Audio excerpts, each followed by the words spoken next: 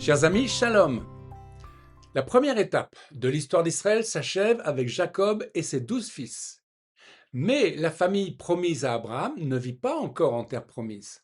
Et c'est un événement inattendu qui va faire basculer leur destin. Une famine frappe tout le Proche-Orient. C'est ainsi que les fils de Jacob descendent en Égypte. Et alors une question nous taraude. Pourquoi le Seigneur a-t-il permis que son peuple soit emmené en servitude pendant 400 ans? L'Égypte sera finalement la nation clé dans laquelle Joseph va agir comme le sauveur de la famille de Jacob. Et tout cela avant que Moïse amène la grande libération qui permettra aux enfants d'Israël de devenir le peuple de la Torah. Genèse 15, 13 à 14. Et l'Éternel dit à Abram, Sache que tes descendants seront étrangers dans un pays qui ne sera point à eux. Ils y seront asservis, et on les opprimera pendant 400 ans. D'une famille à un peuple. Joseph, vendu comme esclave par ses frères, est devenu gouverneur d'Égypte. Grâce à lui, la famine vécue par Jacob est surmontée, la famille est sauvée. Israël s'installe donc dans le pays de Goshen. Ce qui commence comme un refuge devient alors une installation durable. Le peuple d'Israël est fécond, il se multiplie et la famille devient progressivement un peuple. Alors pourquoi 400 ans? De 70 personnes, on peut calculer que 4 siècles plus tard, les enfants d'Israël deviennent un peuple fort de 2 à 3 millions de personnes. D'ailleurs, c'est pourquoi Pharaon en aura peur. Et nous verrons qu'avec Moïse, Dieu fera d'un peuple d'esclaves une grande nation et même une armée. Exode 1, verset 7. Les enfants d'Israël furent féconds et se multiplièrent. Ils s'accrurent et devinrent très puissants, et le pays en fut rempli. Joseph le Sauveur. Joseph, dans le récit biblique, est une figure emblématique du salut.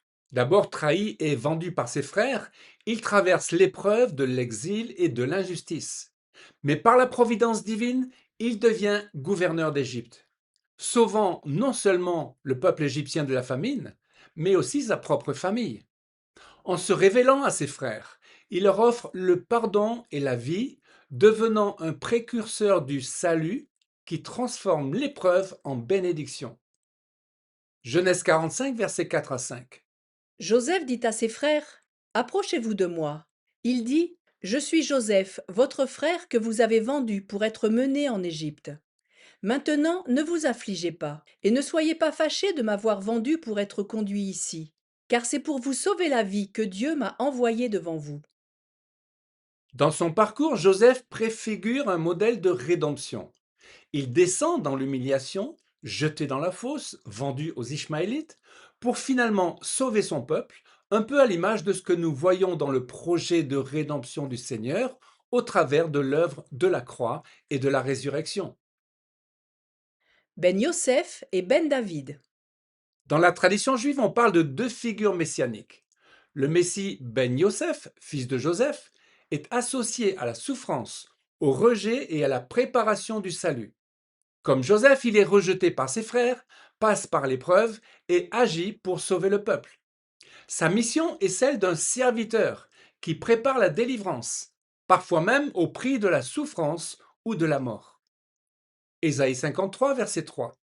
Méprisé et abandonné des hommes, homme de douleur et habitué à la souffrance. Mais il était blessé pour nos péchés, brisé pour nos iniquités.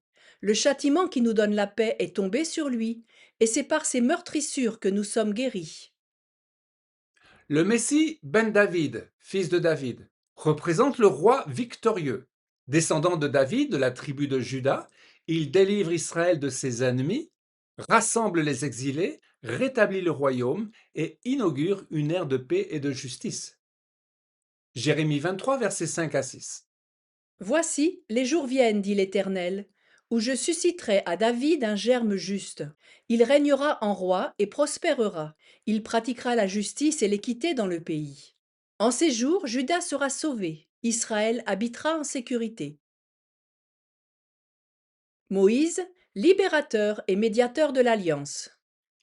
4 siècles après l'arrivée de Joseph en Égypte, les descendants de Jacob sont devenus un peuple nombreux, mais aussi un peuple asservi. Et c'est alors que Dieu suscite un libérateur, Moïse. Sauvé des eaux à sa naissance, élevé à la cour de Pharaon, puis conduit dans le désert pendant 40 ans, Moïse est préparé par Dieu pour un but unique, faire sortir Israël de l'esclavage.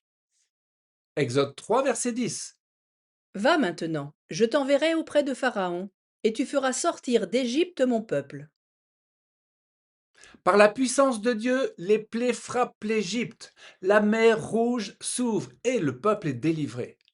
L'Exode devient l'événement fondamental de l'histoire d'Israël, un peuple racheté, sauvé par l'intervention de Dieu. Mais la libération n'est que le commencement. Au mont Sinaï, Dieu révèle son projet. Israël ne doit pas seulement être libéré, il doit devenir un peuple de l'Alliance. Moïse monte sur la montagne, reçoit de Dieu les tables de la loi, les 10 paroles écrites du doigt de Dieu. Et par cette loi, Dieu donne à Israël une direction, une identité et une vocation pour être un peuple saint au milieu des nations. Ainsi, Moïse devient le médiateur de l'alliance entre Dieu et son peuple. Il transmet la loi, établit le tabernacle et organise la vie spirituelle d'Israël. L'alliance du Sinaï marque la naissance d'Israël comme nation sous le gouvernement de Dieu. Acte 7, versets 36 à 37. C'est Moïse qui les fit sortir d'Égypte en opérant des prodiges et des miracles au pays d'Égypte, au sein de la mer Rouge et au désert pendant 40 ans. C'est ce Moïse qui dit aux fils d'Israël, Dieu vous suscitera d'entre vos frères un prophète comme moi.